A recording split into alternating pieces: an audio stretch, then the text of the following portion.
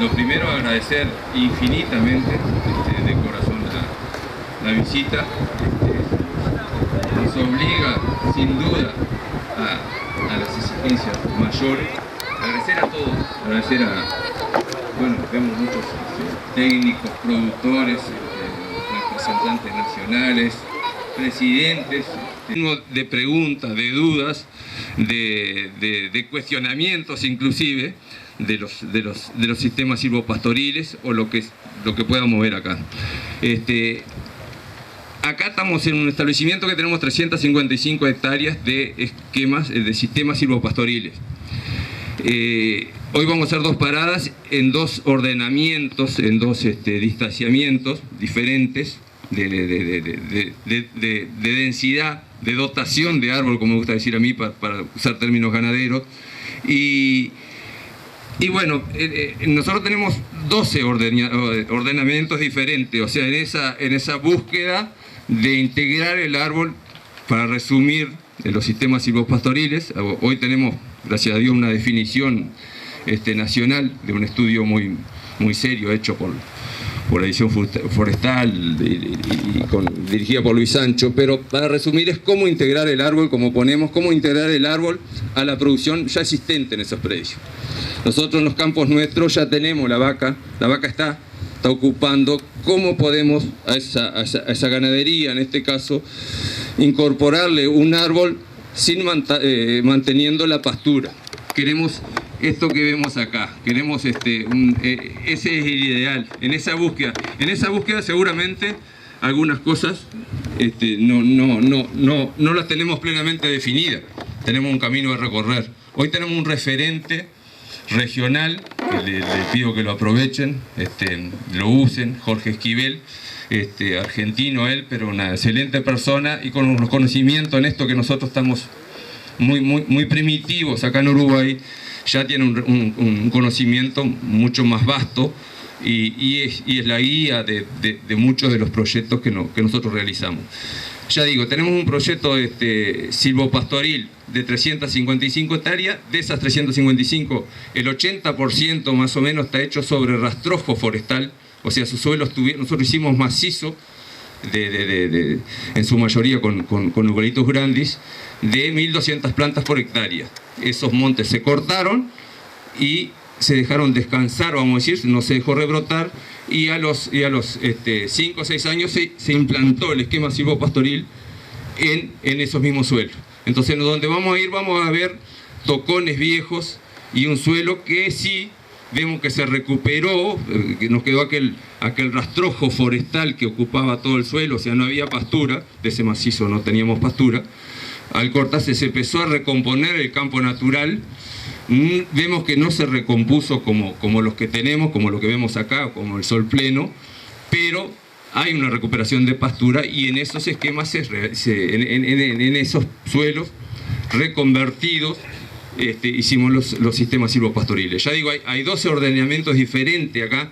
Tenemos varios ensayos, probitas de campo, como inquietos, vamos a decir, de época de plantación, que nos parece siempre hablando de plantar árboles en un esquema, en un sistema silvopastoril, que ahí hacemos mucho hincapié en que tenemos que tener una mirada bastante diferente. Plantamos el árbol, pero no podemos olvidarnos en ningún momento mirar para arriba, pero nunca dejar de mirar para abajo. O sea, plantamos el árbol, pero ¿qué estamos afectando a la pastura que tenemos? Y a la ganadería, en este caso, que tenemos sobre ese suelo. Entonces, volviendo a esos, empezamos a probar diferentes fertilizaciones, diferentes laboreos de suelo, que nos parece que hay un camino para recorrer. Acá tenemos varios pruebas diferentes. Con la parte ganadera lo mismo, el comportamiento de esos ganados en los sistemas silvopastoriles, comparativamente con los de fuera, ganancias de peso, en épocas del año, o sea, el efecto de la sombra, el efecto del abrigo. Y bueno, eso es lo que básicamente hacemos acá. La ganadería es un ciclo completo abierto y la mayoría es con ganado de cruzar Braford. Y bueno, del predio hay también un 37% que se hace pastoreo rotativo guasán. Y dentro de esas 355 hectáreas de silvopastoreo, también hay 270 ya están en Huazán, o sea, en silvopastoreo Huazán. Con cambios diarios, se cambian 5, sí, hoy se están cambiando 5 rodeos todos los días de una parcela a la otra, pero digo, dentro del silvopastoreo también tenemos Huazán. No tenemos mucho más que de vuelta agradecerles, y bueno, y recalcar que la jornada es totalmente abierta, no tenemos ninguna, no hay ninguna reserva, o sea que por pregunta no tenemos nada para guardarnos, entonces a los que ponemos, entonces está muy bueno que lo que no le vamos a responder es porque no sabemos, y ahí capaz que sea mucho más de lo que no sabemos que lo que sabemos, pero bienvenidos y le paso con Hernán y Jan. Muchas gracias. En sistemas silvopastoriles y con Carolina compartir el bienestar por un lado y el componente animal por el otro. En el caso nuestro queríamos compartirles 2 indicadores, nos parecieron relevantes, uno asociado al confort, al estrés por frío, que es una de las medidas regulatorias de los sistemas silvopastoriles, y el otro al confort por el estrés por calor, como servicios de confort térmico. En el caso del estrés por frío, lo que les traemos para compartir acá es la verificación de la reducción del viento que pudimos constatar en el caso de las cortinas, que es una utilización de integración de ganadería con forestación, una cortina adulta de Eucalyptus duni, ya en ese momento de 9 años de edad, con casi 120 árboles por hectárea, en un arreglo de cortina de 3,5 por 2. En este caso tenemos una reducción del 80% que pudimos verificar y validar. A 4 veces la altura de la cortina fue la máxima reducción de viento. Ese es uno de los efectos que estábamos buscando encontrar. A 80 metros en este caso, que la cortina tenía ya 20 metros de altura. Luego trasladamos esa información de viento junto con otras características de condición de temporal en nuestras condiciones invernales, que son básicamente todos los vientos de componente sur, más precipitación, más bajas temperaturas. Integrando todas esas variables de temporal, calculamos el índice de enfriamiento que nos permitió ver el control de las condiciones de estrés por frío y cómo fueron reguladas por esa cortina. En ese caso pudimos verificar que antes de la cortina, que se llama condición de barlovento, de todo el componente sur, en este caso se construyó un índice además que está asociado a ganado vacuno, Bos taurus, y con niveles de umbrales de riesgo de taurus y indicus. Y en el caso del frío, les trajimos el indicador que está más asociado a ovino, que en condición de temporal es muy crítico y era una necesidad de los productores que nos estaban pidiendo calcular. En este caso del calor, esa gráfica es horaria. Las barras rojas representan la condición a pleno sol, las barras azules en el medio del callejón de los 18 metros y las barras verdes debajo de los árboles. ¿Correcto? En promedio, si supera ese índice 70, ya el animal pierde confort. Ya estamos en condición de 70 para arriba, de estar en condiciones que les están generando pérdida de confort. A pleno sol se superó esa condición, en promedio en los momentos de olas de calor. En el callejón estamos en el límite en promedio, pero hay horas en que se diferencia y hay un control del estrés calórico. Y bajo monte estamos siempre por debajo del umbral de pérdida de confort, que es 70. ¿Bien? ¿Estamos bien de tiempo? ¿Cómo? Ahí va. Ahí va. Y lo que está marcado a nivel de 85 es el nivel más crítico. En promedio barremos con el nivel crítico, pero en momentos del día ese nivel crítico se alcanza y se supera, y en esas condiciones, aún en esas condiciones, en ese umbral bajo monte no se alcanza ese umbral crítico. ¿Sí? Bueno, no queríamos ser más extensos, pero ya estamos en condiciones entonces de pasarle a la parte animal. Bueno, muy buenos días a todos. No tengo que decirle a ustedes que son ganaderos que el momento de reproductivo de las vacas, para que se pueda cumplir el el criterio de que los máximos requerimientos de la vaca de cría durante su ciclo de gestación y lactancia coincidan con la máxima producción de forraje, el momento del apareamiento ocurre a fines de primavera y verano. Por lo tanto, el ganado de cría está expuesto a toda esta situación de estrés calórico que les hablaba Carolina. Entonces lo que quisimos hacer acá en los sistemas silvopastoriles de Pepe, con ganado de cría cruza con Bradford, fue comprobar si el efecto del estrés calórico afecta al par vaca-ternero. Entonces lo que hicimos fue, el verano pasado, teníamos una situación a sol pleno, otra situación en sistemas silvopastoriles, y quisimos ver cómo se comportaba la tasa de ganancia del ternero al pie de la madre, cómo se recuperaba el peso vivo de esas vacas y la eficiencia reproductiva. Entonces, además de eso, lo que quisimos hacer fue combinarlo con un destete temporario en el momento de ocurrencia de las olas de calor, pronosticado por INEA, porque al colocarle la tablilla al ternero, la vaca sufre un proceso metabólico con un aumento de hormonas que protegen al óvulo del estrés calórico. Entonces asociamos sol pleno con y sin tablilla y sistema silvopastoril con y sin tablilla. No tuvimos un efecto de la tablilla, que normalmente tenemos 5 kilos de merma del peso del ternero por cada semana de puesta de tablilla, pero eso no ocurrió en estas condiciones.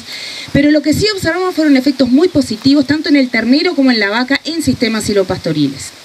Asignamos la misma cantidad de forraje para las dos situaciones, por supuesto, y lo que observamos fue que los terneros de las vacas que estaban en sistemas silvopastoriles terminaron el periodo experimental, que fue desde diciembre hasta principios de marzo.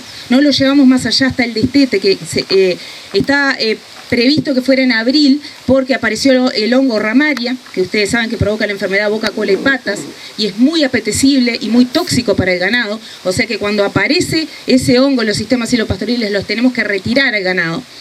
Tuvimos que finalizar el experimento antes, pero asimismo terminamos a principios de marzo con 10 kilos más de ternero en los sistemas silvopastoriles comparado con el sol pleno, lo que hubiera significado aproximadamente hoy $24,50 más por ternero en el sistema silvopastoril. Por supuesto que ese mayor peso vivo de los terneros se asoció con mayores tasas de ganancia de esos terneros, ¿no? ¿Qué pasó en las vacas? Bueno, las vacas arrancaron con una condición corporal bastante limitante, y lo que observamos fue que las vacas que estuvieron en los sistemas silvopastoriles se recuperaron más rápidamente que las que estaban a sol pleno en su peso vivo.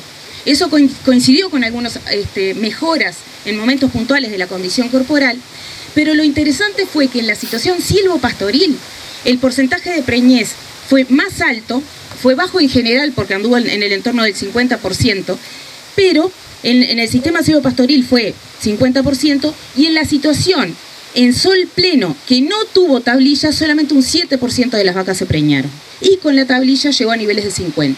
Es decir, en el sistema silvopastoril tuvimos más kilos de carne, más kilos de ternero, recuperación de la vaca y preñez más temprana, que eso redundará en los sucesivos ciclos en más kilos y más terneros nacidos.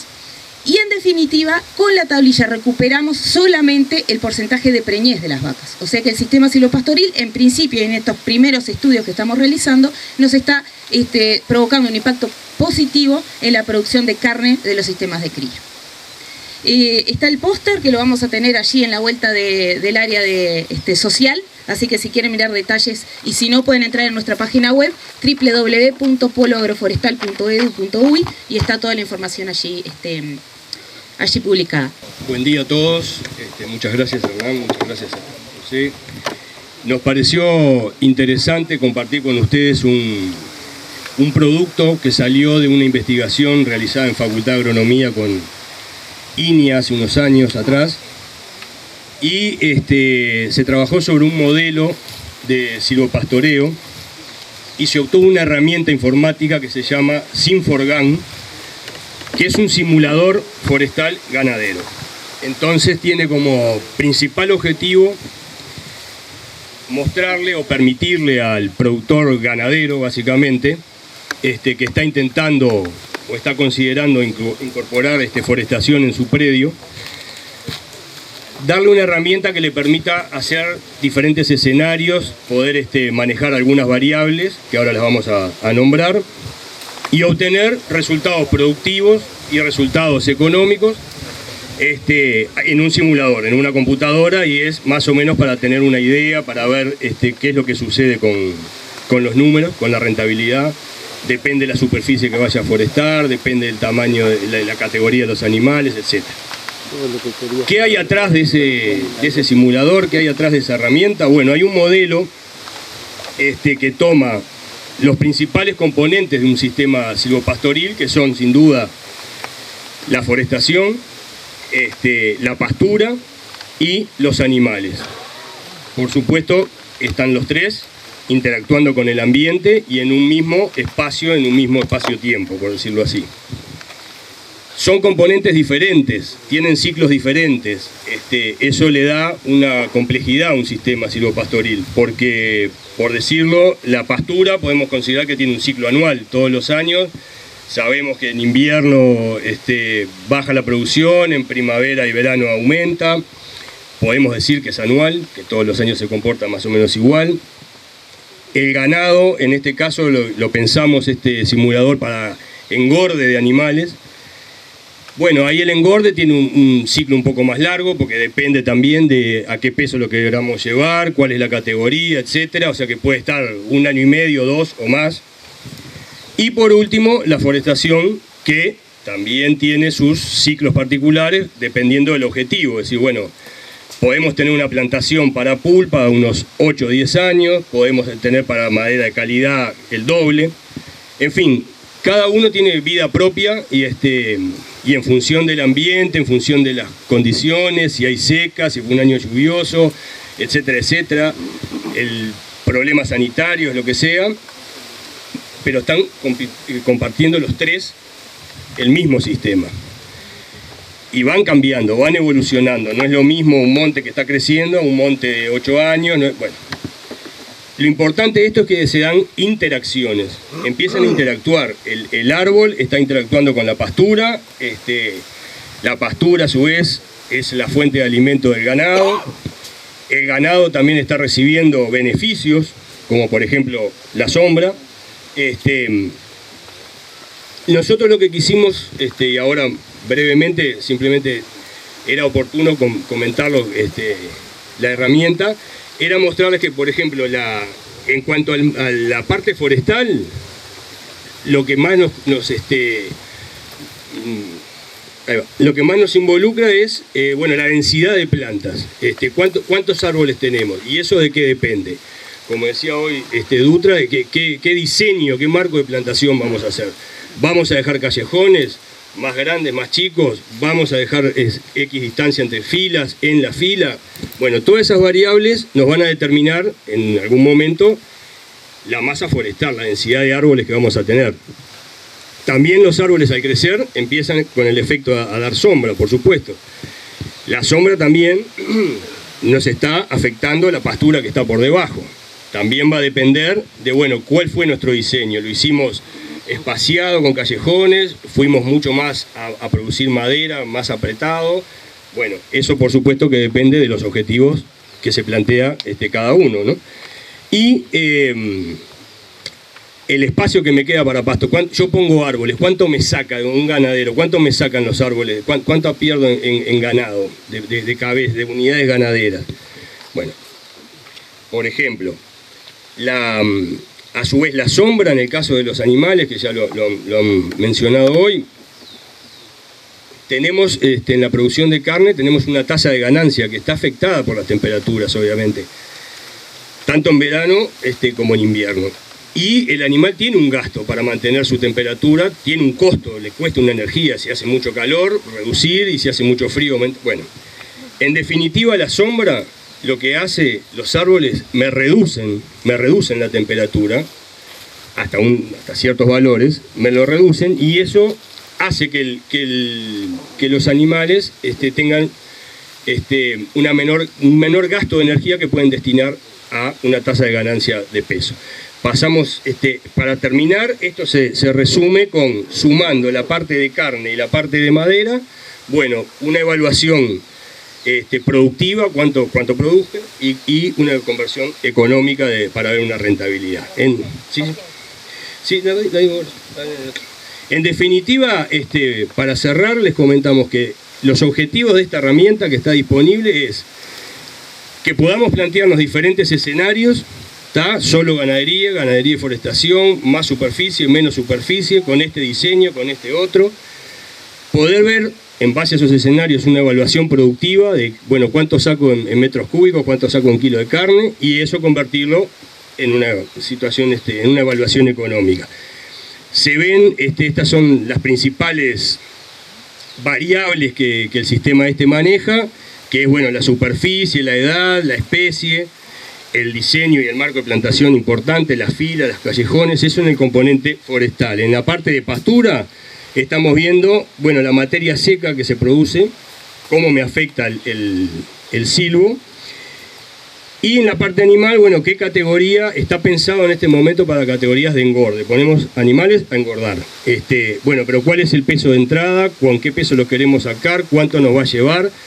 El monte va perdiendo, la superficie de pastoreo, cuando los árboles crecen, va perdiendo espacio, puedo ir metiendo. Bueno, todo eso es lo que trata de resolver esta herramienta, que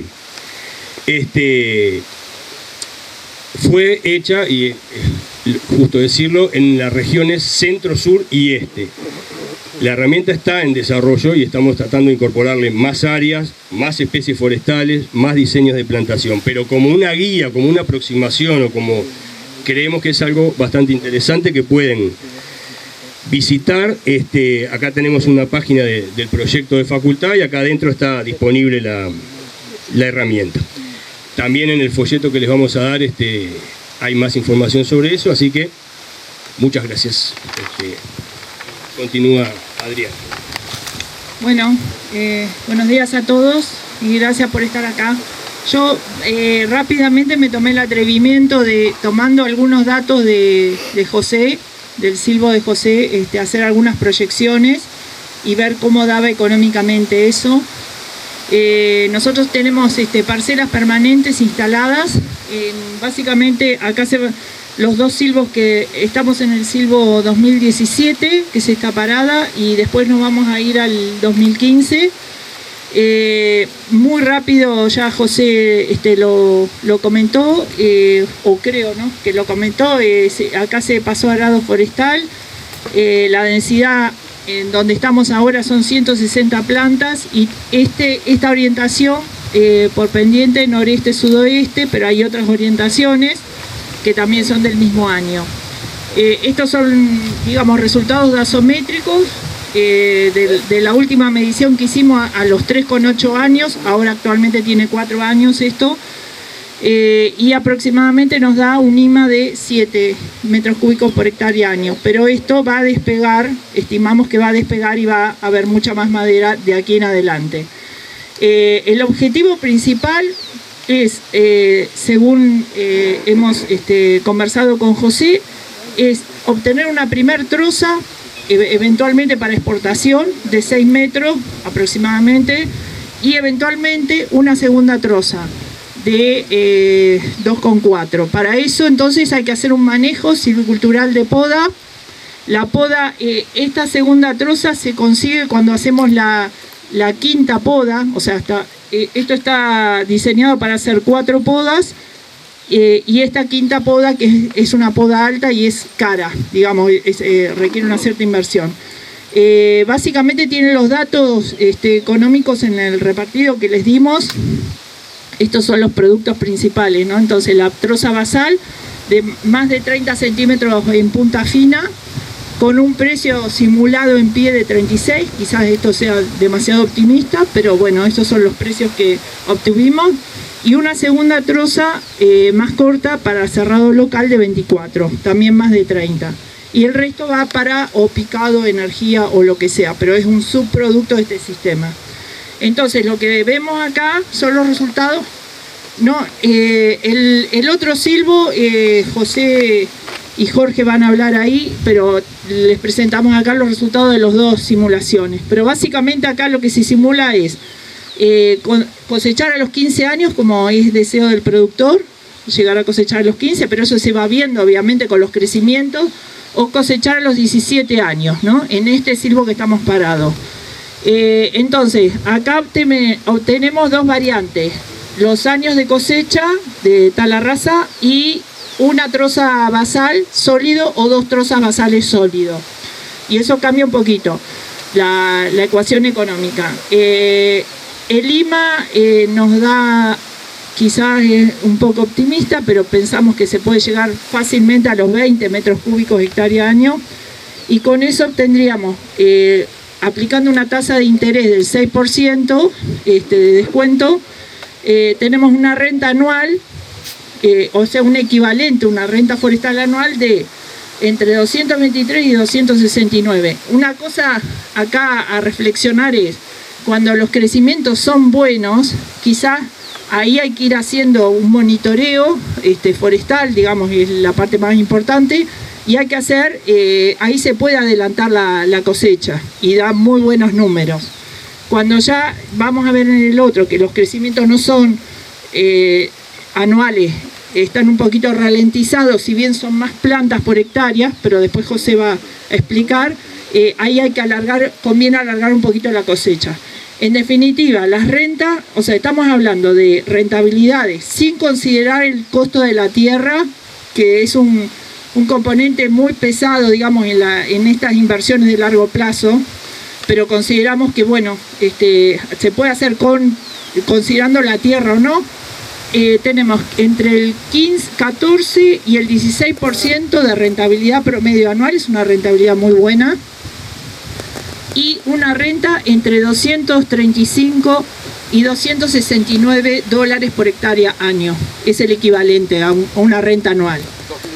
Y después, los costos de producción de la madera, es decir, lo que nosotros consideramos, considerando todos los parámetros gasométricos, financieros, etcétera, en esta simulación, el costo de producir 1 metro cúbico de madera está en el entorno de los 10 dólares por metro cúbico. Es decir, todo lo que nosotros podamos vender por encima de ese valor, le vamos a estar ganando una cierta rentabilidad. La otra parada, también se hizo la simulación. ¿De qué depende este costo de producción de la madera? Que es un dato bastante interesante para manejar en estos esquemas. Básicamente de cómo me fue a mí en la implantación, que es muy importante, es un momento, cuánta madera, digamos, el sitio, ¿no? El potencial productivo forestal. Y obviamente para sacar estos porcentajes de sólido tengo que hacer inversión en esas podas, que son poda baja, poda media y eventualmente una poda alta para la segunda troza. Y bueno, cualquier otra duda estoy a disposición para ustedes. Y como dijeron acá, esto va a quedar en esta página web que tenemos de silvopastoreo, que la tienen ahí en el repartido. Y los invitamos desde ya a todos para el año que viene, que vamos a tener ya resultados más acabados de este proyecto, a hacer una jornada de campo en algún lugar que podamos hacerla. Así que bueno, muchas gracias y que tengan una buena jornada. Muy bien, muchas gracias Adriana, Fabián, por sus buenas presentaciones. Les pido un aplauso para ellos. Muchas gracias. Ahora vamos a comenzar un espacio de 20 minutos de preguntas. Les voy a pedir por favor que levanten la mano. Me presento Edgardo Favaro, yo soy de Montevideo, pero mi hijo Ignacio lo deben conocer ustedes.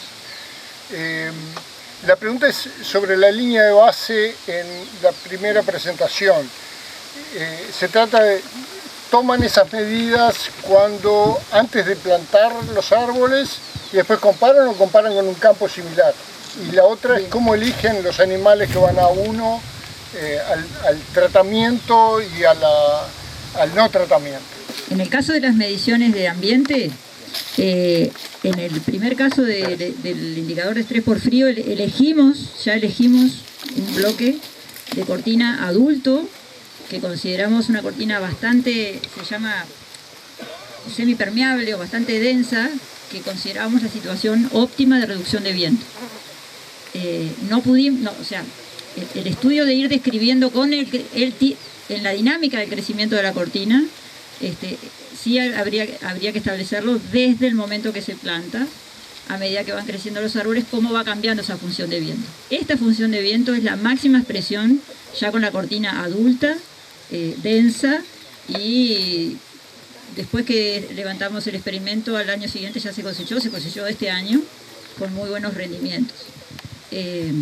La metodología sí, por supuesto, es una transecta que incluyó la medición a barlovento, o sea, antes de la cortina, sobre todo instalado en el punto sur, porque nos interesaba el estrés por frío, y luego de la cortina se instalaron todos los equipos meteorológicos hasta una distancia de 8 veces la altura de la cortina, horizontal, ¿no? En este caso se cubrió un área de 160 metros. Y aprovecho porque es interesante eso, porque hay que comparar la situación de intemperie, digamos, en el caso del frío y la condición de abrigo. Y ese umbral de 80 es fuerte, es muy importante, pero el indicador que también discriminó, digamos, diferenció que hubo efecto, no fue necesario llegar a 80. Cuando ustedes vean y tengan oportunidad de ver, ya a un umbral de 50% de reducción de viento ya se vio el efecto de control. O sea que algo contesta, porque seguramente cuando es más joven la cortina, cuando hay más permeabilidad y cuando hay más pasaje de viento, no se va a alcanzar el 80%, pero sí los indicadores de estrés de control ya se verificaron con una reducción anterior al 80%. A partir de 50 ya se vio esa diferencia. Gracias por la pregunta. Bueno, en cuanto a la parte animal, la forma en que seleccionamos teníamos animales, piezas de cría, entonces teníamos la edad por dentición de las vacas, condición corporal, peso de las vacas y peso de los terneros. Entonces hicimos bloques considerando el peso del ternero, sobre todo porque no teníamos la fecha exacta de nacimiento, peso del ternero, peso de la vaca, condición de la vaca y edad. Y así se hicieron bloques para ir distribuyendo los diferentes tratamientos. Ahora sí. Buenos días, mi nombre es Fernando Gómez, de Tupambaé, Cerro Largo, y mi pregunta es para Carolina Viñoles, que mencionó una restricción importante, creo, para la ganadería, que es la presencia de bocopa en áreas forestales. Entonces, quiero preguntarle si se ha evaluado las condiciones ambientales predisponentes para la aparición de bocopa en sistemas silvopastoriles, y las densidades también de los sistemas que pueden mitigar la presencia del bocopa. Y creo que, pensando en un predio 100% forestal, si no hay solución alternativa a la presencia de bocopa, hay que pensar en un área buffer para desplazar esos animales cuando el bocopa aparece en las áreas forestales, ¿no? Lo que sí está clarísimo, y Pepe acá lo sufre todos los años, cuando se dan las condiciones de temperatura y humedad, o sea, mucha humedad y calor, empieza a crecer el hongo, y ese hongo, si se mantiene en esas condiciones de temperatura y humedad, hasta que no cae la primera helada no muere. Y el problema es de que es muy apetecible por el ganado, y es la tasa en que se enferma el ganado es muy alta. Lo que Fernando Dutra, que es colega de DILABE, del laboratorio Rubino de 33, dice, es de que la toxicidad de las especies de bocopa del este es mucho mayor que la del norte, y entonces están pensando en hacer estudios para ver la toxicidad de las diferentes especies o líneas de ramaria que existen en el Uruguay. Lo que es una realidad es que cuando aparece tenés que sacarlo. Nosotros tuvimos un mes el experimento funcionando porque apareció el año pasado, a principios de febrero acá. Y bueno, y Pepe, ¿qué hacemos? Mirá que salían a recorrer todos los días y a matar el hongo para poder prolongar el experimento lo más posible. Pero es un problema, es una limitante. Pero lo bueno es, bueno, si tenés 100% de árboles es muy complicado. Pero si en los casos en que tenés un área de 25, 20% de estos sistemas, sabiendo que el hongo empieza a principios de febrero, podés cerrarlo y después utilizar el pasto que se acumula en esos silvos para la vaca preñada post-destete y ayudar a recuperar la condición corporal de esa vaca para encarar el invierno y que llegue con buena condición corporal al siguiente parto y que se preñe temprano en el siguiente entore. O sea que digamos que la solución es cerrarlo para poder utilizarlo a favor de la vaca preñada luego de hacer el diagnóstico de gestación. Bien, muchas gracias Carolina. Le vamos a dar unos minutitos la palabra a José Luis, que nos va a contar un poquito el diseño de este sistema en el que estamos parados. Pepe. Bueno, Capaz que omitimos no decirlo al principio, y disculpa, pero en esta plantación de este año es una distancia, son líneas dobles, como ven, a 5 metros de distancia entre líneas y a 5 metros en la línea, y callejones de 20 metros. Es una plantación que se hizo en octubre del 2017, está cumpliendo 4 años. El laboreo de suelo fue con arado forestal, 2 pasadas de arado forestal y herbicida en la línea. Se hizo la plantación la fertilización fue con fosfato de amonio a 100 gramos por planta a 15-20 centímetros en 2 puntos, 50 gramos de un lado del plantín y 50 del otro. Eso es lo que se hizo de manejo. Posteriormente se hizo un manejo de poda, raleo no se ha hecho ningún raleo. Las plantas que están faltando faltan por mala práctica, porque lo hicimos mal. Y la poda se lleva 3 podas. Nosotros hacemos la primer poda a 1,30 metros, antes del año y medio de la edad de los árboles. Porque a los 18 meses ya pastoreamos libremente la ganadería acá. Antes podemos hacer un pastoreo si ponemos un piolín, que lo hacemos nosotros, un piolín eléctrico acá, a una distancia del árbol, y aprovechar los 20 metros de callejón. A partir de los 16, 18 meses levantamos, o sea, es libre el pastoreo en este monte. Pero lo que sí vemos, que si no hacemos una poda baja, después que el animal entra, tiene muy buena pastura, hace 1 año y medio que no tiene ganado, come y se va a rascarse, o el placer de esa, si el árbol tiene altura, a la altura de él. Si le sacas si el árbol tiene ramas, a la altura del animal. Si le sacas esa rama, puede rascarse en el tronco, pero no le hace un daño al árbol. Al rascarse ahí, envuelve la rama, raja. Entonces, yo veía una vaca que se rascaba y me caía un lagrimón. Entonces era un tema. Y entonces con esa poda, que medio apuramos esa poda temprana, pero ahí no tenemos problema Después una poda que se hace hasta a los 3 metros, más o menos poda variable según la altura del árbol, dependiendo de la copa. Una 4,55, que es esta que está, y después una tercera poda a 6 metros. Como comentario, ayer tuvimos un excelente consejo de Jorge, ya lo veíamos viendo, pero es muy notorio, estamos con podas tardías, o sea, estos árboles ya tenían que estar podados, por ejemplo, a 6 meses, ya teníamos que tener la poda levantada. Lo que sí es cierto, como lo comentaba Jorge, que nos atropellan los crecimientos de los árboles. Terminamos de podar, que la poda es con 2 personas o 3, es muy artesanal, no cuadrillas, porque creo que estos esquemas silvopastoriles, estos sistemas se prestan para que productores ganaderos lo puedan implementar también de esa forma. Cuando terminás de podar el monte, tenías que empezar de nuevo y dejas pasar 2 o 3 meses más en esta época y sí llegaste a con podas tardías. Pero básicamente es eso, gracias. Con respecto a la poda, que comparto lo que acabas de decir, que la poda se nos va, y más en plantaciones así separadas, ¿no? Es decir, que las ramas crecen más rápido. Nosotros estamos podando en otoño, ¿no? Digo, en cualquier época del año se puede estar podando. Yo lo estoy viendo hoy, que estarían precisando la poda. ¿Se puede podar ahora o hay que esperar el otoño?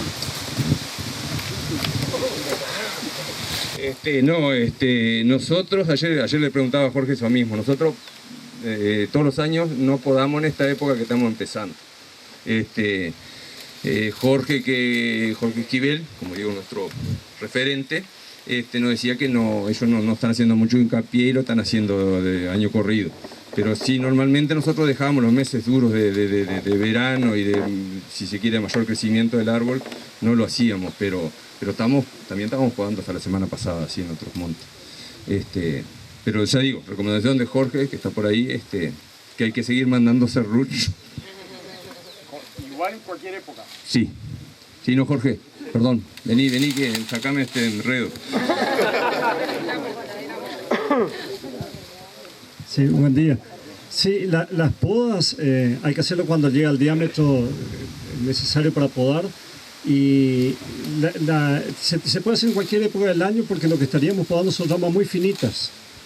Cuando esperamos al momento propicio por la época del año, nos encontramos con esa rama muy gruesa que tiene una cicatrización muy grande y cuesta mucho, pero si nosotros vamos haciendo podas sucesivas y con mucha frecuencia, siempre vamos a estar podando ramitas muy chiquitas de menos de 1 centímetro, 1 centímetro.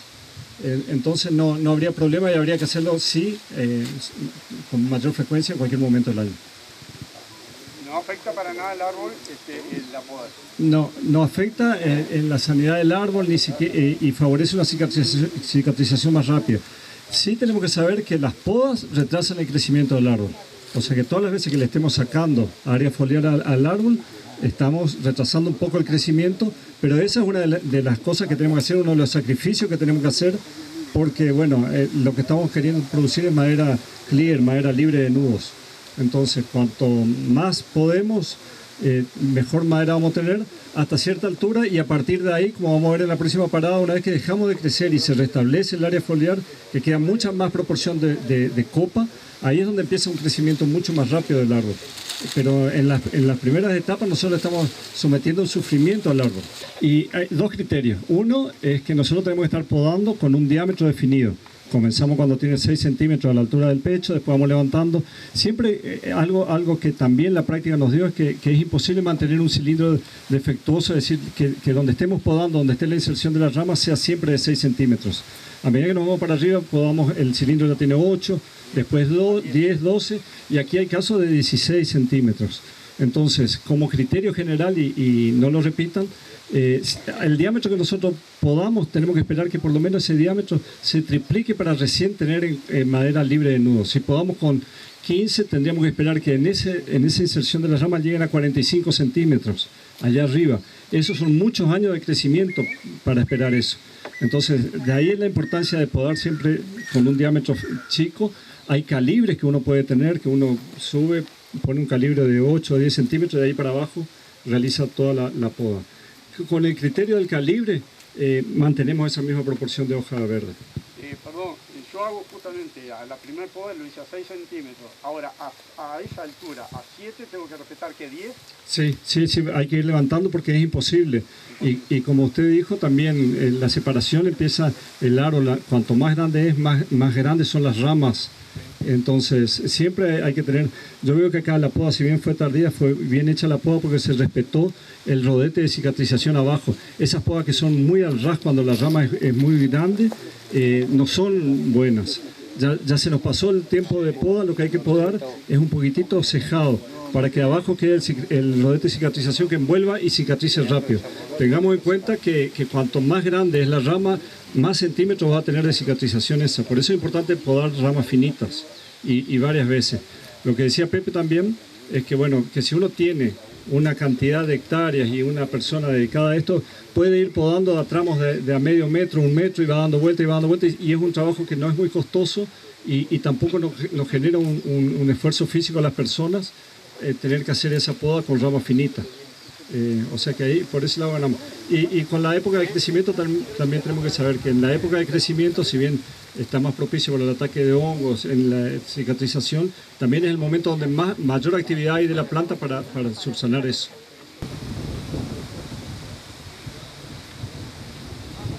Porque consideramos que como le poníamos un árbol tan espaciado, la hormiga no iba a encontrar el árbol. Conclusión, la hormiga lo encontraba y nosotros no. Perdíamos el árbol. Entonces, después de eso sí, el monte de plantación forestal se empezó a acomodar, y la verdad que nosotros que lo vivimos, bueno, nos atrasó rotundamente la otra pata del silvopastoreo, que era pastorear con ganado libremente, que lo que hablábamos allá era a los 16, 18 meses, y acá nos llevó casi 30 meses por eso, porque los árboles estaban con un crecimiento malo. Un desarrollo que no daba lugar a echar ganado libremente. Entonces, eso lo sufrió mucho este monte. Acá, el comentario que iba a hacer nosotros, como comenté hoy, en el predio hacemos guacén y silvopastoreo guacén. Enfrente del otro lado de la calle, frente al establecimiento, ahí hay un módulo, hay 5 módulos de guacén, son 279 potreros, de los cuales hay ya digo, de las 355 hectáreas, 270 están en Boacén, ya están en poteros Boacén, que van de promedio las parcelas son de 2 hectáreas. Puntualmente acá son de 1,6 hectárea, o sea, 16.000 metros.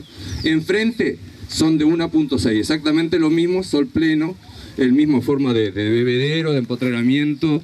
Lo único que acá tenemos el silvopastoreo, allá no. Acá se pastorean en este momento, o sea, el módulo son 58 parcelas que suman 102 hectáreas, con las calles y con dos. Y se manejan hoy en día 189 vaquillonas de 1 y 2 años, son las que están las Cruzada Braford, que están en la otra parcela, en la siguiente ahí, que están hoy en día con 348 kilos, y bueno, en el último ejercicio de junio del año pasado a junio de este año, en este silvopastoreo, en este módulo, hubo una producción de peso vivo o de carne, peso vivo de 242 kilos, con ese ganado que el mismo que está ahí. La carga hoy, llevando a kilogramos de carne de peso vivo por hectárea, es de 644 kilos. Nosotros nos vamos en este esquema normalmente en verano, o sea, en este periodo que empieza, porque se manejan, las cargas son variables, se pesa todos los meses los ganados a fin de mes, y de acuerdo a la pastura y a cómo vamos en la balanza, se hace ajuste de carga, o sea, como viene el año, lluvias, se le incorpora ganado o se le quita. Normalmente en esta época pasa lo que nos pide más, entre comillas, más boca. Pero llegamos a en el silvopastoreo esto, a unos 800 kilos por hectárea en el sistema, ¿no es cierto? Son cambios diarios, o sea, están un día en cada parcela. Allí entramos hoy de mañana y mañana sale. El agua es de bebederos, de agua de perforación, la misma agua que tomamos en la estancia, viene por presurizada a los bebederos de este sistema y de los demás sistemas.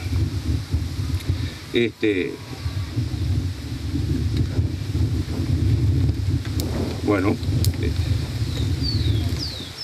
así como decimos que aumentamos la carga en esta época, llega abril, mayo, y la carga la traemos más o menos un 60% de la carga que manejamos ahora.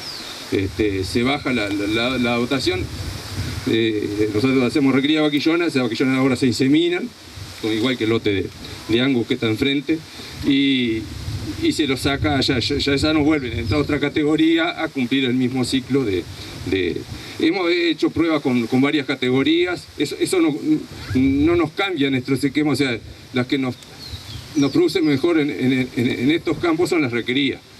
Y en Boacén nos produce mejor la recría, pero en continuo, que tenemos poteros de continuo, también la recría. Ya digo, hacemos ciclo completo, hacemos bastante poco esfuerzo para que no sé, encima no hay piedra acá, pero bastante poco esfuerzo para que se preñe la vaca, la verdad. No somos bastante, la que se preña bien, la que no se preña se va, pero no hacemos destete precoz en el manejo nuestro ni temporal.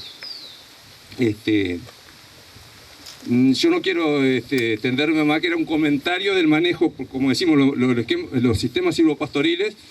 Damos el árbol, la pastura y la ganadería. Hacer un comentario de aparte de la producción, como yo obvié, y pido disculpas allí en las casas, que hablé de nuestras pruebas de campo que tenemos de comparativo y eso, y obvié que gracias a Dios y por suerte, ya hace un año que está el polo agroforestal liderado por Carolina Viñoles y su equipo, que están haciendo estudios como investigadores que son, y está buenísimo. Ya hace 3 o 4 meses también está la Facultad de Agronomía con Adriana Guzón y su equipo. Entonces está muy bueno. El línea está probando pastura con Martín Jaurena en siembras de acá de bromos y está muy bueno. Nosotros lo que hacemos comparativo de campo, pero no somos investigadores.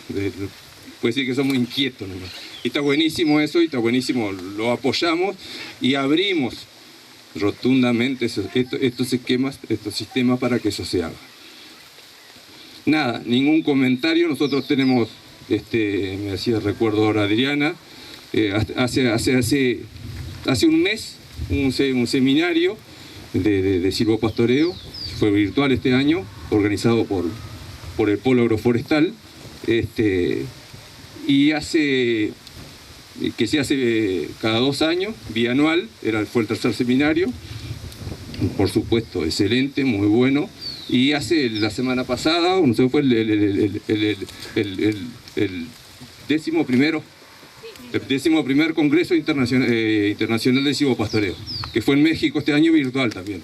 El anterior fue en Paraguay hace 2 años, se hace cada 2 años también. Nosotros concurrimos y concurrió gente de acá. Este año fue virtual, lo hicimos en forma virtual, y fue nombrado Uruguay para el próximo Congreso Silvopastoril, o sea que va a ser en 2023. Y bueno, están Adriana, Carolina, su silvo en eso, así que no tengo mucho más que esto, sino que hay que estar abierto a consultas, y era un comentario, y seguramente el que me precede, que Jorge, escúchenlo y aprovechenlo. Muchas gracias. Bueno, para comenzar quiero agradecerle a todos que estén acá, que dediquen su tiempo a venir a aprender y a compartir con nosotros la fundación de Susilvo. Mi nombre es Jorge Esquivel, soy ingeniero agrónomo argentino, vivo en el noreste de Argentina, en Posadas, en Misiones, y mi actividad es de ingeniero agrónomo de campo. O sea, hoy estuvimos viendo lo que es la ciencia con sus investigadores en la parada 1, que son los que dan la información de base y los que despejan la duda con rigor científico. Luego Pepe, que nos cuenta sus vivencias, que son las más importantes, la del productor que lo hace en su campo. Y yo simplemente le vengo a contarle un cuento de cómo fueron los sistemas silvopastoriles en Corrientes y en Misiones, en las 2 provincias más al noreste de Argentina, donde implementamos este sistema. Y este sistema surgió de la misma forma que puede surgir que está surgiendo, porque ya es una realidad en el Uruguay, que es en un lugar donde hay una muy buena actividad de base ganadera, donde se sabe criar ganado, se sabe de razas, de pastos. También existe una actividad como la forestal, que también saben de genética, saben cómo plantar, cómo cortar, cómo industrializar esa madera, y lo único que hay que hacer es unir esas 2 actividades. Eso ocurrió en mi zona, donde es una zona forestal y una zona ganadera, entonces fue muy fácil que surjan los silvopastoriles. Ahora, ¿por qué surgieron los silvopastoriles y fueron a cubrir qué necesidad? Allá, cuando lo mismo que ocurre acá, la actividad forestal siempre es mucho más rentable que la ganadera. Entonces nosotros, yo también soy productor agropecuario, soy productor silvopastoril. Nosotros teníamos 2 opciones. Una era vender nuestros suelos, que pasaron de valer de $600 a $1.000 en aquella oportunidad hace 20 años, o porque la actividad forestal era una actividad que podía pagar esos valores. Entonces nosotros como ganaderos teníamos 2 opciones: o nos vendíamos nuestros campos y nos íbamos a comprar campos ganaderos de menor aptitud forestal, o aprendíamos un poco del negocio forestal y lo incorporábamos. Muchos tomaron ese camino y fueron empresas familiares. La mayor cantidad de silvopastoriles que existen en Argentina son empresas familiares, no así empresas grandes o empresas forestales que se transformen en silvopastoriles. La mayor tendencia es de ganaderos que incorporen el árbol, y ese árbol lo incorporan a sus sistemas ganaderos sin desplazar la ganadería. Esa tendría que ser la premisa fundamental de los sistemas silvopastoriles. ¿Quién hace un sistema silvopastoril? Aquella persona que no quiere dejar de ser ganadero. Si nosotros queremos bajar nuestra producción ganadera, disminuir, bueno, tendríamos que hacer un macizo forestal bien hecho y producir mucho. Ahora, si por escala, porque nos gusta, queremos seguir siendo ganaderos, este es el mejor sistema, el sistema silvopastoril. Con los años nos dimos cuenta que también la renta era mayor de un sistema silvopastoril versus tener en un sector la ganadería y en otro sector la forestación. Es decir, la complementación de las 2 actividades tenía algo de sinergia y se potenciaban. De hecho, cuando nosotros entramos a producir en un sistema silvopastoril, no estamos produciendo la mitad de madera, estamos con un 60-70% de la producción de madera complementando. Y la ganadería tampoco, no es que producimos la mitad, sino que producimos un 60, 70, 100 y hasta un 110% más que cuando teníamos a cielo abierto por las cuestiones de bienestar animal que bien lo presentaron en la parada anterior. Entonces, cuando tengamos las posibilidades de combinar las dos actividades y la suma de las dos actividades sea más que las actividades individuales, estamos en presencia de una posibilidad de hacer un sistema silvopastoril. Y esto fue encarado de distintas maneras. La mayor, y vale la pena decir, en la Argentina la mayor cantidad de los silvopastoriles a fines del 80 fueron porque existía un subsidio forestal, existía un plan de promoción forestal, entonces el ganadero veía que era la posibilidad de incorporar árboles y porque el Estado le devolvía a los 18 meses el gasto que hizo. Esa fue una de las primeras posibilidades que tuvo el ganadero de incorporar árboles, y también la posibilidad de generar grandes fracasos, porque nos exigían 800 plantas por hectárea. Entonces, con esas densidades y al no hacer raleos y al no hacer bien las podas, enseguida no teníamos el recurso forrajero debajo de las forestaciones. El segundo motivo es aquellas empresas que programan y quieren entrar en el negocio forestal porque analizan dos cosas: o el negocio, la renta, y para eso es importante gastar poco, gastar bien y con turnos cortos, con valores de madera lo más alto posible. Es decir, muchas cosas que por ahí van en contra, pero ese es el principio: gastar poco, vender bien caro, producir siempre con ganado abajo y en el menor tiempo posible.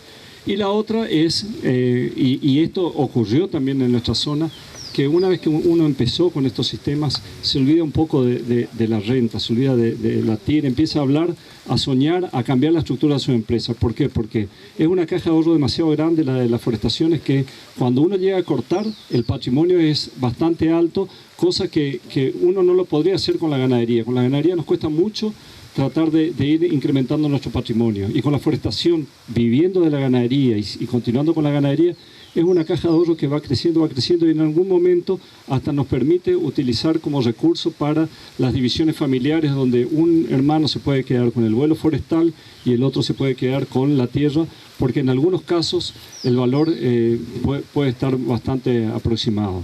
Entonces hay estrategias familiares de incorporar las forestaciones en sus sistemas silvopastoriles para aumentar el patrimonio. Después tenemos un montón de otras situaciones, y situaciones bien lindas, incluso para el Uruguay, que es un país que da mucha importancia a su capital de pastizales nativos que tiene. Entonces, con estos sistemas, estos callejones que pueden ser más anchos, menos anchos, de manera tal que la influencia en el pastizal nativo no sea tan alta como cuando plantamos a configuraciones de 10 metros cada línea o 7 metros, o las tradicionales forestales. Entonces también puede ser algo de eso, o algo de conservar un patrimonio cultural que tenemos, que es el de la ganadería. Somos ganaderos, nos gusta ser ganaderos, es una forma de vida. También a través de esto podemos incorporar otro negocio sin perder el principal. También existen los sistemas silvopastoriles. Otro de los motivos es las familias se van agrandando, van pasando generaciones, y tenemos nuestros hijos, nuestros nietos, que cada vez desarrollan otras actividades que quizás necesiten invertir en el campo, y ya no tenemos posibilidades de aumentar la carga animal. Con los sistemas silvopastoriles damos la posibilidad a nuestra familia a que invierta en el campo, en sociedad con el campo, donde los árboles son mitad para ellos, que son los que generaron el dinero, y mitad para nosotros como propietarios, como administradores del campo, para que pueda crecer también el campo. Es decir, los sistemas silvopastoriles tienen un montón. En un trabajo de investigación que hicimos, determinamos 20 motivos diferentes para hacer un sistema silvopastoril, desde, por ejemplo, campos chicos que tienen una persona para cuidar muy poco ganado y es un costo muy alto para la producción de kilos. Con eso estamos generando mucho más trabajo que esa misma persona puede ser el que realice las podas, que realice los controles de hormiga, eventualmente las plantaciones. Entonces generamos trabajo para predios chicos. Hay cuestiones muy importantes que me gustaría dejarles como sugerencias para empezar un sistema silvopastoril. Hay un montón de sí o sí que tenemos que hacer. El primero es trabajar con la mejor genética posible. Hoy nos cuesta conseguir clones en el Uruguay, pero es algo que se viene. Nosotros tendríamos que estar hablando, ojalá dentro de 10 años estemos hablando de cuál sea el clon adaptado para un sistema silvopastoril con este diseño, con una copa con ramas finas, que deje entrar mucha luz, que crezca rápido, que dé una madera de calidad. Entonces, todo eso es lo que nos va a aportar la ciencia, pero tiene que haber una necesidad por parte nuestra de plantearle a la investigación que estudie y que desarrolle eso. Entonces, sí o sí, hacer buenas plantaciones con la mejor genética posible, sí o sí, preparar bien el terreno. Pepe contó su experiencia de que es importante el arranque, como en cualquier animal, como en cualquier persona, la lactancia inicial, que es la preparación del suelo, que sea una olla grande, que esté fertilizado, que hagamos un buen control de maleza, un buen control de hormigas, es fundamental, porque ese arranque malo que tiene la forestación se perpetúa bastante tiempo, queda ese rezago en el crecimiento. Hacer buenas plantaciones y después, una vez que elegimos bien el suelo, que también es otra sugerencia, tenemos que comenzar los sistemas silvopastoriles con muy poquitas hectáreas. No se larguen a hacer muchas hectáreas, hagamos pocas hectáreas bien y elijamos suelos que no sean tan difíciles. Si nosotros vamos al peor suelo del campo, seguramente no nos va a ir tan bien y va a ser el motivo para que no continuemos haciendo. Cuando hacemos un sistema silvopastoril en un lugar chico, que tengamos acotado y que sea un buen suelo, seguramente nos va a ir bien consultando a los técnicos de línea de las universidades, nos va a ir bien y de esa manera vamos a poder animarnos a avanzar sobre suelos que no sean tan fáciles. Después, una vez que está implantado el sistema silvopastoril, la configuración es muy importante. Esta es una de las configuraciones. Pepe dijo que tenía como 6, creo, de configuraciones o más diferentes. Todavía estamos estudiando, no sabemos si esta es la mejor, pero sí es la más sencilla. Dejar un callejón, porque veíamos que la influencia del árbol cuando distribuíamos equidistantemente, en algún momento nos sombreaba.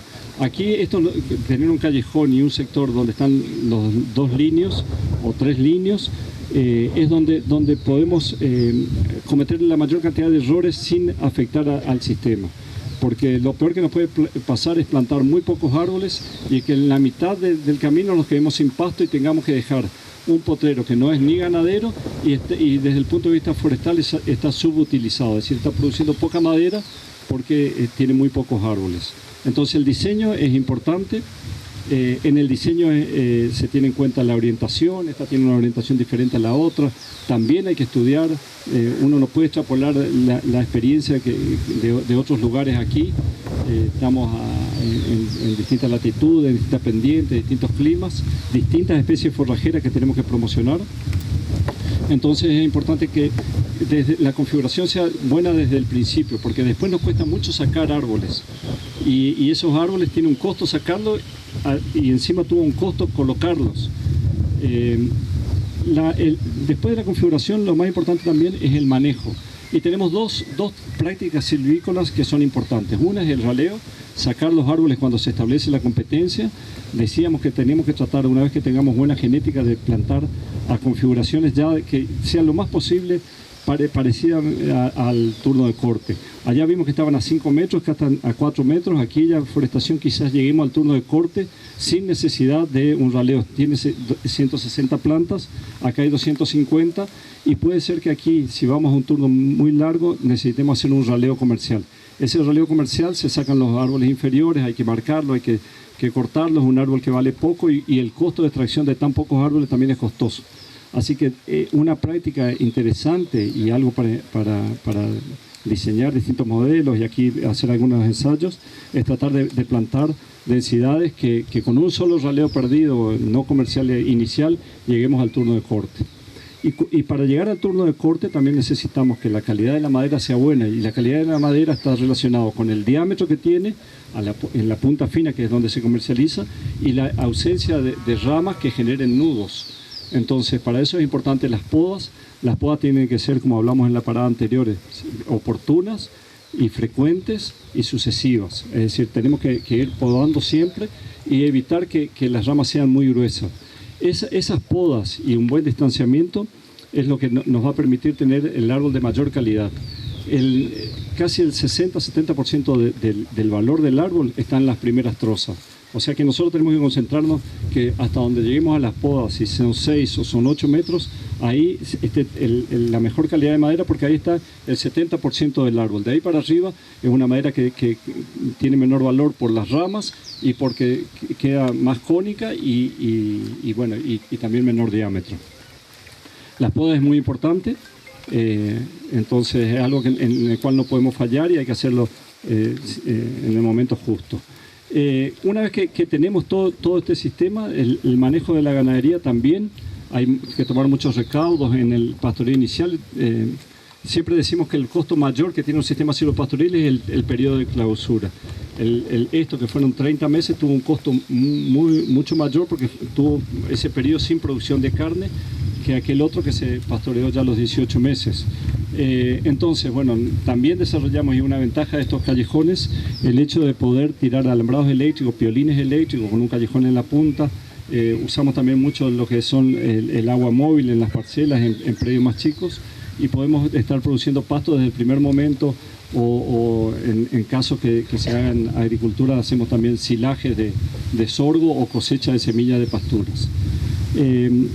Bueno, y después sí o sí hacer una buena planificación financiera del dinero. ¿Cómo estoy con tiempo? ¿Bien?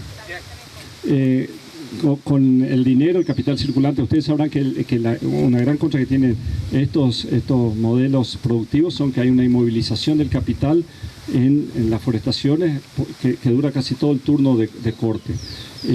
Entonces, bueno, hay que hacer una buena planificación porque la forma más fácil de perder liquidez es forestando más de lo que podríamos hacer con el capital de trabajo que tenemos. Por eso es importante hacer de a poquito, ir generando ese recurso con la misma madera. Después, asociarse, hay que, un chivo, asociarse a su silvo, no, asociarse entre los productores, tratar de compartir mucho. Yo pertenezco al movimiento CREA en la Argentina, y entonces nosotros estamos habituados a plantearnos todas las dudas, a discutir sin problemas, sin tener temor a decir que no sabemos las cosas, porque en esto estamos aprendiendo. El Uruguay está avanzando mucho, y bueno, yo creo que ya están al nivel de conocimiento de lo que tenemos en Argentina, con muchas más posibilidades comerciales, y en esto no se termina de aprender nunca. Cada vez que uno piensa que sabe una cosa, se abren 3 puertas, y las 3 puertas nos conducen a 3 puertas diferentes. Entonces nunca vamos a terminar de aprender.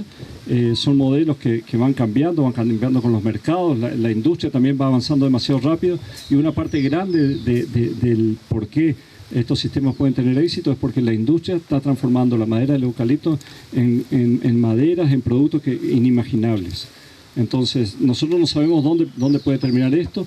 Tiene un componente ambiental también, no solo para el animal, sino también para todo lo que sean captura de carbono a través de los árboles, en sistemas donde no existían árboles. Nosotros estamos poniendo árboles, eso crea adición y tiene la posibilidad de balancear la captura de carbono para compensar las emisiones de metano, mal dicha de una ganadería que emite, porque la verdad que está emitiendo, pero el combustible que está utilizando para esas emisiones de metano la toma del pasto, que toma el dióxido de carbono, y el ciclo ese dura 12 años y no es adicional. Así que bueno, es una postura que nosotros como ganaderos tenemos que defender. Cada vez se escuchan más esos ataques, y en realidad lo que tenemos que dar es el mensaje de que nuestra ganadería está desde hace miles de años en el ciclo de carbono. Mientras no hagamos forestaciones y silvopastoriles o ganadería desmontando montes nativos o perdiendo mucha fertilidad del suelo de materia orgánica, estamos en ganadería que son carbono neutro o incluso positivo con los sistemas silvopastoriles. Por manejo nomás, pero no es cierto que capaz que sigan las mejores. Y como comparativo nosotros tenemos, sí, nosotros en el Huacén a sol pleno, no tenemos muchas diferencias en afectaciones por el calor, en recría, estamos hablando de recría, ¿no? Sí tenemos diferencia, es que en los silvopastoreo Huacén tenemos ganancias mínimas de peso en invierno, en el campo natural, y en los que teníamos en el continuo, antes teníamos pérdida de kilo en invierno, en el Huacén a sol pleno, mantenemos los kilos o perdemos muy poquito, pero no tenemos mayores evaluaciones. Nosotros acá tenemos más ganancias de kilo en el sol pleno, pero atribuimos mucho a que nosotros acá tenemos el antecedente del macizo que nos dejó heridas.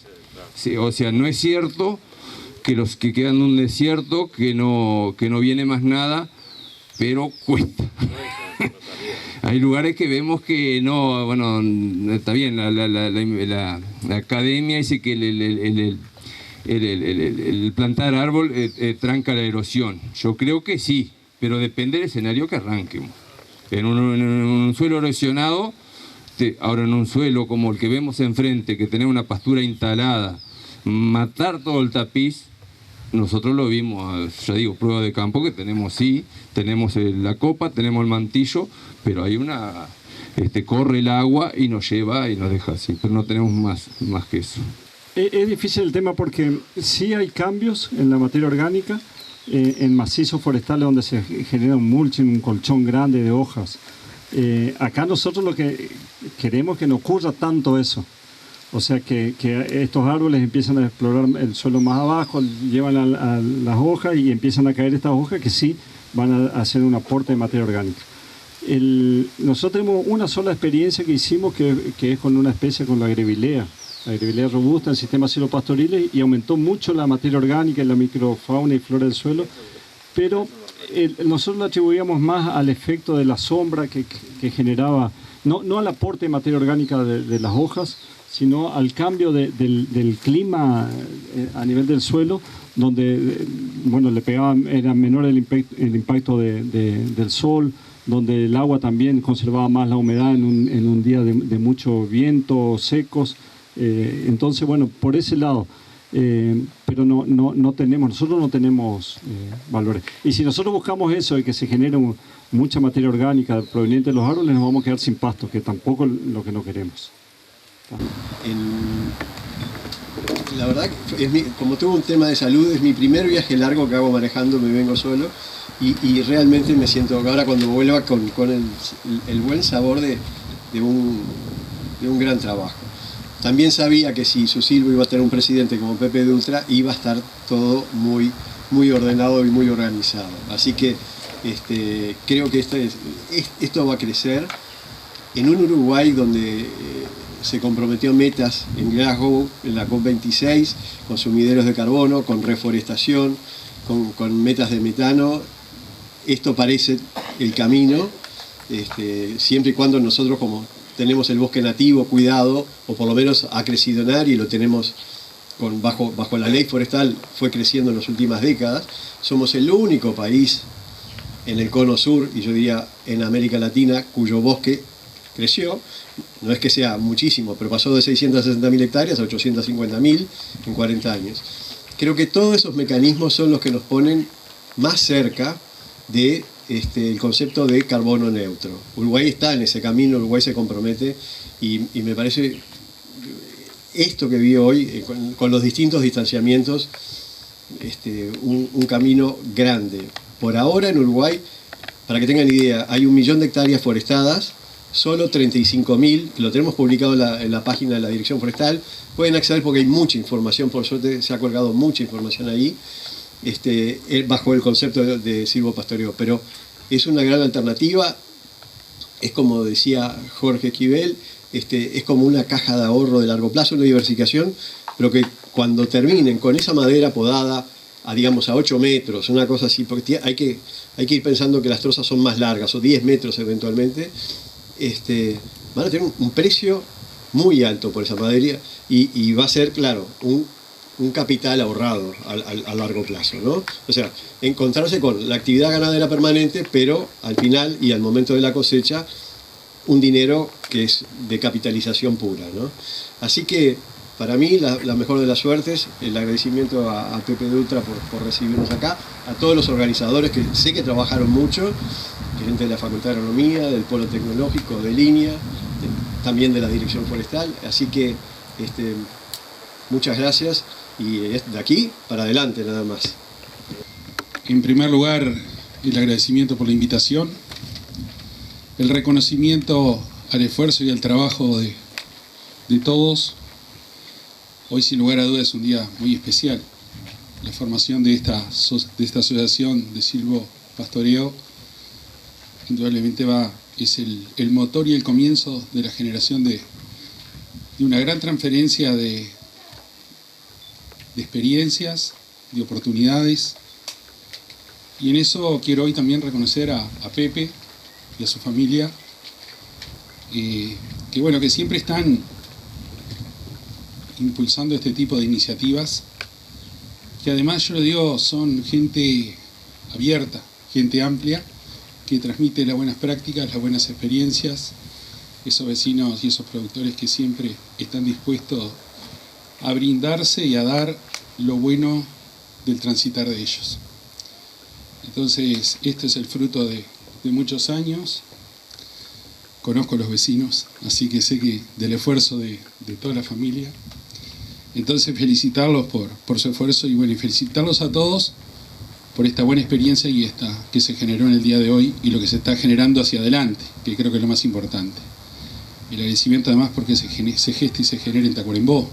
Para nosotros es un orgullo y una satisfacción que desde acá se generen estas experiencias, que se promuevan todo este tipo de tareas, de esfuerzos, que se vienen multiplicando en el tiempo y que, por supuesto, no pasan directamente por la acción de uno, pero sí por la acción de la sociedad y de los pobladores, de quienes vivimos en esta comarca, de quienes vivimos en este departamento y que en definitiva son ellos los grandes impulsores de estas ideas, de estas tareas, de estas experiencias, de estas asociaciones que en definitiva hacen y propenden el bienestar, creo, de toda la sociedad y de todos los productores. La bienvenida a todos quienes llegaron de fuera del departamento, desearles un buen retorno y simplemente muchas gracias a todos por haber participado. Muchas gracias por la atención de haber venido y realmente nos emociona un poco porque esto hace unos años ni hablábamos de esto. Fue a raíz esto empezó en su momento a raíz de una visita argentina a Corrientes que nos recibió Jorge Esquivel y nos movió la estantería en la cabeza, ¿no? Yo soy productor ganadero, fui productor lechero, de todo un poco he hecho en el tema de producción y bueno, la verdad que los árboles los mirábamos de reojo y no nos gustaba, lo veíamos lento, y bueno, y ahí empezamos. Hará 3-4 años atrás, a raíz de una reunión que se hizo acá, Pepe yo no lo conocía, ahí el amigo Pablo de Sousa nos invitó a venir con una delegación y bueno, y nos conocimos con Pepe. Y después, a raíz de otras cosas que estábamos trabajando ya en la plantación de silvopastoreo con la Facultad de Agronomía, y ahí se empezó a armar un equipo que les digo que está trabajando permanentemente, esto no es de casualidad, estamos permanentemente con la cabeza cómo ir avanzando en el sistema productivo, en cómo poder divulgarlo. Después surgió tratar de formar una sociedad uruguaya de silvopastoreo, no, de silvopastoreo sí, también, pero también mucho más abarcativa, que puede ser combinado el árbol con la agricultura, el árbol con lo que venga, con la lechería, y bueno, y no quedarlo solamente, como alguien preguntó ahí, de la especie. La especie puede ser un limonero, un árbol, o sea, ponerle el doble piso a un campo, combinar rubros, cada uno en su lugar. Estamos acá en una parte del Uruguay que no tiene nada que ver a donde yo trabajo. Estos son arenas, campos netamente estivales, no hay producción invernal prácticamente, producción de kilos de carne, ¿no? Leves ganancias adentro de los silvos, mantenimiento y mantenimiento o leves pérdidas en los Huacén. Es decir, que a campo abierto son campos muy distintos que los de allá de Cristalino. La Sociedad Uruguaya de Silvopastoreo, como los puso Juan Pedro y Ricardo, surgió con la inquietud en principio de involucrar productores en el sistema silvopastoriles. Eso empezamos conversaciones a principios de año entre pocos integrantes, Carolina y algunos más que estábamos en la vuelta. Después fuimos viendo que lo que queríamos era sumar no solo productores, potenciales productores, técnicos, investigadores, simpatizantes en estos sistemas y diría público general que hasta cuestione estos sistemas que estamos haciendo. Lo primero que queremos, como lo decía, ya lo dijo Juan Pedro, es hacer jornadas de este tipo, apuntar a eso, al intercambio, a generar información y hablar de información abierta, información por distintas vías, pero sin restricciones. No es la mirada que queremos, o sea, y seguramente muchas cosas en ese intercambio, como lo decía Jorge, nos fortalecemos todos. Nosotros los invitamos a todos. Lo primero es volver a agradecer a todos los que están acá. Los invitamos a todos a que se sumen, a que nos exijan de aquí para adelante en que tenemos que generar información, nos obliguen a eso. Ya está todo dicho lo que se busca: carne, carbono neutro, bienestar animal, confort, una mirada agroecológica, certificado de carbono, nos pica por ahí también, y tenemos deberes, nos parece muy interesante. Vuelvo a repetir lo mismo: muchas gracias a todos, agradecerte a ti, Carlos, por haber venido, por tu palabra, a Wilson, y bueno, los invitamos a que se sumen, a que se asocien, y sería por un honor nosotros si se asocian hoy, tenerlos como socios fundadores, que ahí pasa con la escribana. Yo solo quiero decir que no es el árbol, ya lo hemos hecho en otras presentaciones, pero no es el árbol, en nuestra mirada silvopastoril, no es el árbol o la vaca. Tenemos que lograr que es el árbol y la vaca. No es el árbol y la vaca, sino que tenemos que generar este ambiente del árbol de vaca. Y como lo dice mi buen amigo Jorge, que el árbol no tape la vaca. Muchas gracias. Gracias a todos, gracias Pepe y Ricardo. No, queríamos comentarles que me decía Hernani, creo que está bueno, porque me parece que suma a la historia. En 2023 va a ser el Congreso Internacional, el 12º Congreso Internacional en Sistemas Silvopastoriles, y va a ser en Uruguay. Tuvimos la invitación y el coraje de presentarnos, así que en 2023 con su silvo como apoyo también va a haber un congreso internacional en Uruguay, así que ojalá contemos con muchos de ustedes, ojalá hayan cosas nuevas para mostrar, y me parece que estaba bueno comentárselos porque es parte de este movimiento y es parte de las cosas que pasan cuando se hacen colectivas y asociadas, que siempre son más potentes juntos que individualmente. Así que le voy a dar la palabra a la escribana, que va a proceder al acto fundacional de su silvo. Y bueno, voy a empezar la lectura, voy a hacer lo más breve posible, y después pasaríamos a nombrar las autoridades de del acto fundacional, y después también, como dijo Pepe, invitar a los que ya se hicieron socios para que funden y firmen acá también este libro. Ahora le voy a pasar a leer quién es la comisión fiscal, la comisión directiva, los suplentes, o sea que todas las autoridades de hoy, las fundacionales. La primera comisión directiva y la primera comisión fiscal, que deberán actuar hasta el 20 de noviembre del año 2023, estarán integradas de la siguiente forma. Comisión directiva: José Luis Dutra Silveira Suárez Lima.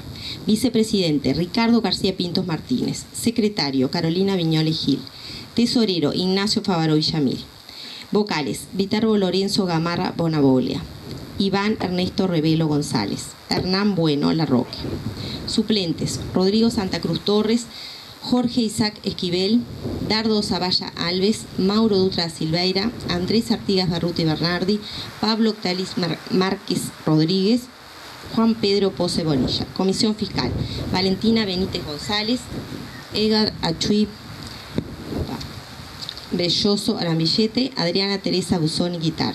Suplentes: Jean Casio Federigo, Arturo Jesús Barbosa Pitamiglio y Fausto Formoso.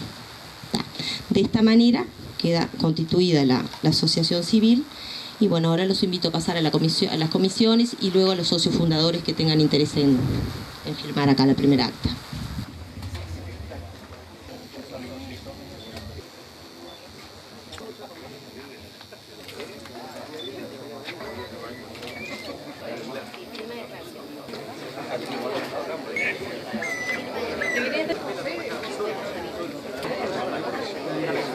Hay